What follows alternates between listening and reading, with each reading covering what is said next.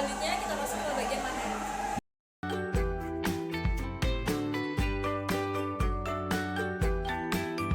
Arbitrase sendiri memiliki pengertian yaitu suatu aksi guna mencari laba yang berasal dari harga yang berbeda-beda di pasar keuangan, sehingga diperlukan adanya penyesuaian transaksi di dua pasar keuangan yang mana sumber keuangannya itu didapat dari selisih harga pasar satu dengan pasar lainnya. Oke, selanjutnya itu ada ciri-ciri arbitrase. Yang pertama itu harga yang berbeda-beda di setiap pasar meskipun asetnya sama. Yang kedua, harga yang berbeda-beda di setiap pasar jika dua aset dengan arus kas yang sama. Dan yang terakhir itu nilai kontrak berjangka yang sudah diketahui yang dimana aset ini tidak dijual. Ada harga kontrak berjangka yang dikurangi diskon berdasarkan suku bunga bebas risiko atau ada biaya penyimpanan gudang atas aset yang tidak bisa diabaikan begitu saja. Selanjutnya itu arbitrase memiliki jenis-jenisnya juga ya. Yang pertama itu ada arbitrase merger, ada arbitrase obligasi daerah, arbitrase obligasi konversi, depository receipt, dan yang terakhir itu ada arbitrase peraturan. Arbitrase merger pada dasarnya digunakan untuk cara membeli saham dari suatu perusahaan yang dijadikan target akuisisi selain membeli menggunakan short selling dari perusahaan pengambil alih. Dan untuk arbitrase obligasi daerah, ialah strategi yang menggunakan satu ataupun dua teknik dalam mengelola investasi global. Dalam jangka waktu yang netral, manajer biasanya mengambil kesempatan dari nilai relatif dengan tekniknya melakukan jual beli obligasi daerah. Selanjutnya itu arbitrase obligasi konversi. Arbitrase ini dapat diartikan sebagai obligasi yang mana investor dapat mengembalikannya kepada perusahaan penerbit yang dapat digantikan oleh saham dengan jumlah tertentu yang sudah ditetapkan perusahaan yang dahulu. Lalu untuk depository receipt, ini merupakan penawaran keamanan di pasar asing sebagai bentuk dalam mengikuti saham. Contohnya itu perusahaan Jepang akan mendapat keuntungan uang jika diterbitkan depository receipt dari The New York Exchange. Maka banyak yang modal akan terbatas yang diedarkan di bursa lokal. Dan yang terakhir itu tadi ada arbitrase peraturan. Arbitrase peraturan sendiri adalah salah satu arbitrase yang di dalamnya terdapat pengambilan keuntungan oleh lembaga atas selisih risiko ekonomis atau nyata dengan menerapkan aturan yang adil. Lalu selanjutnya itu bentuk arbitrase pada valuta asing. Yang pertama itu ada arbitrase lokasi, yang kedua ada arbitrase segitiga, dan yang terakhir itu ada arbitrase perlindungan suku bunga. Arbitrase lokasi, seperti namanya lokasi. Hal ini membuat orang-orang melakukan proses transaksi pembelian mata uang pada lokasi tertentu yang menetapkan harga murah dan akan menjualnya pada lokasi yang menerapkan harga lebih tinggi. Nah, keuntungan yang bisa kita rasakan tergantung oleh total dana yang dipakai dalam memanfaatkan perbedaan pada nilai tukar kurs mata uang tersebut. Konsep ini dapat diterapkan oleh bank-bank yang berada di seluruh dunia, jadi tidak hanya bank-bank dalam lokasi yang sama saja. Lalu untuk arbitrase segitiga, dalam kurs lintang antar mata uang diterangkan mengenai keterkaitan antar dua mata uang yang tidak sama dan satu mata uang dasar. Arbitrase jenis segitiga ini bisa kita gunakan apabila kegiatan jual beli mata uang terjadi dalam pasar spot. Hal ini tidak mengikat dana, sehingga risiko yang ada pun minim terjadi, sebab harga jual beli yang digunakan tidak memiliki kepastian. Namun, arbitrase jenis segitiga ini hanya bisa digunakan oleh beberapa pihak, sebab teknologi komputer sekarang hanya tersedia untuk proses pialang valuta asing. Dan untuk arbitrase perlindungan suku bunga, arbitrase jenis ini memanfaatkan ketidaksamaan suku bunga antar dua negara dalam berlindung dari risiko yang timbul akibat kurs nilai tukar.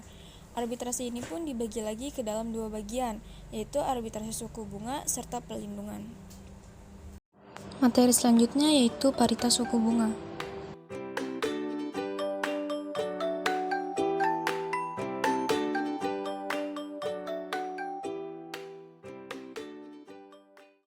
Baik, selanjutnya saya akan menjelaskan mengenai paritas suku bunga. Jadi, paritas suku bunga itu merupakan suatu identitas yang mempunyai sifat teoretis. Nah, ini itu biasanya mengikuti asumsi paksa yang berada di dalam model ekonomi. Nah, untuk pengertiannya paritas sendiri paritas itu merupakan suatu transaksi pembayaran dengan menggunakan uang. Nah, untuk tingkat suku bunga itu merupakan total suatu paritas yang pembayarannya itu menggunakan per unit waktu ataupun orang tersebut wajib membayar peluang dalam peminjaman dana. Baik, selanjutnya saya akan menjelaskan mengenai tipe-tipe suku bunga. Jadi, suku bunga itu mempunyai dua tipe. Yang pertama itu real interest rate, dan yang kedua itu nominal interest rate. Nah, untuk pengertiannya sendiri, buat real interest rate itu suatu pengecekan untuk tingkat inflasi. Nah, pada hal ini tuh dijelaskan bahwa bentuk nominal interest rate ini dikurangi dengan real rate. Nah, itu sama dengan nominal rate dikurangi dengan rate of inflation. Nah, yang kedua itu nominal interest rate.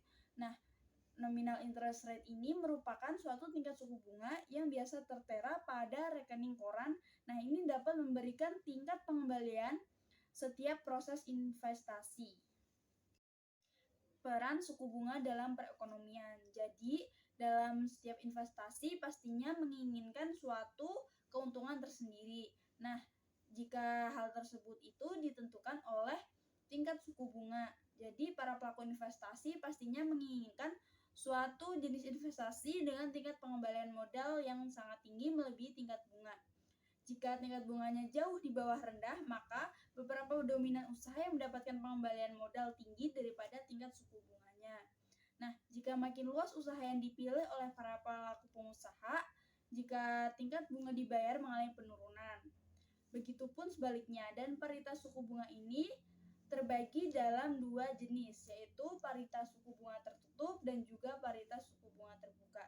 Nah, untuk buat yang paritas suku bunga tertutup ini ditentukan oleh paritas suku bunga dengan mempertimbangkan pergeseran suku bunga dari satu mata uang ke mata uang yang lain. Nah, peserta yang dapat berada di pasar valuta asing ini akan berusaha agar mendapatkan keuntungan dari pergantian nilai tukar. Nah, untuk penjelasan terkait tentang arah pergerakan antar kursa spot serta forward, terutama dalam mata uang terkuat. Nah, perbedaan suku bunga internasional ini dari bermacam-macam simpanan berjangka pendek seringkali hanya sedikit dipengaruhi oleh perkembangan ekonomi yang tidak terduga. Jika terdampak pada manfaat yang diprediksi, kurva forward serta kurs spot deposito ini dengan tenor yang sama harus berfluktuasi secara merata untuk menjaga kondisi paritas suku bunga tertutup. Nah, yang kedua ini paritas suku bunga tidak tertutup atau yang biasa kita sebut dengan paritas suku bunga terbuka. Jadi, paritas suku bunga tidak tertutup ini menunjukkan jenis paritas suku bunga ini yang dominan lebih kuat.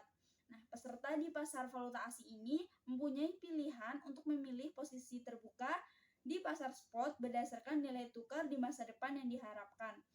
Ide efisiensi pasar valuta asing ini sangat terkait dengan tingkat kepastian mengenai hubungan antara kurs spot dan kurs di masa depan. Gagasan tentang paritas tingkat suku bunga ini sangat penting karena menghubungkan dua faktor, nilai tukar dan tingkat bunga, yang perubahannya ini dapat berdampak pada perekonomian.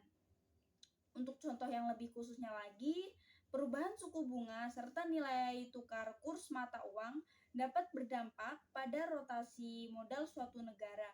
Ide efisiensi pasar valuta asing ini sangat terkait dengan tingkat kepastian mengenai hubungan antara kurs spot dan kurs di masa depan. Sekian materi mengenai arbitrase dan paritas suku bunga internasional yang telah kami jelaskan. Kurang lebihnya mohon maaf. Wassalamualaikum warahmatullahi wabarakatuh. Semoga materi dapat memberikan manfaat